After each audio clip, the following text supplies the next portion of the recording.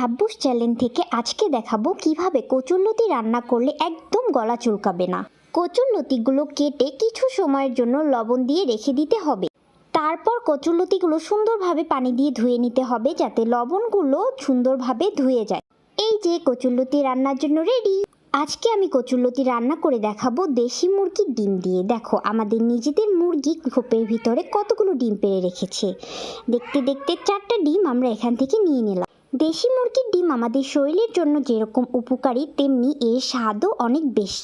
রান্নার জন্য ডিমগুলো সুন্দরভাবে সেদ্ধ করে নেব। সেদ্ধ করা ডিম তেলে হালকা একটু ভেজে নেব। তারপর কড়াইয়ে তেল, পেঁয়াজ বাটা, সামান্য রসুন বাটা, হলুদ মরিচের গুঁড়ো, লবণ দিয়ে ভালো করে নেড়েচেড়ে নেব।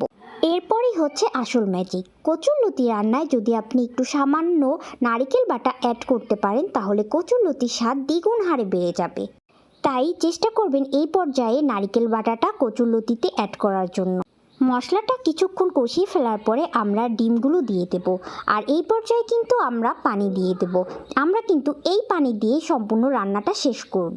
পানির পরিমাণ খুব একটা বেশি দেওয়া যাবে না, এতে করে কচুরলতি একটার সাথে আরেকটা লেগে যাবে।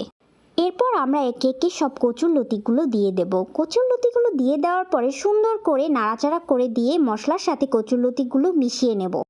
মিশিয়ে নেওয়ার পরে এই পর্যায়ে আপনি চেক করে নেবেন যে লবণের পরিমাণ ঠিক আছে কিনা, কারণ এরপরে কিন্তু লবণ ঠিক না থাকলেও আপনি আর সুযোগ পাবেন না।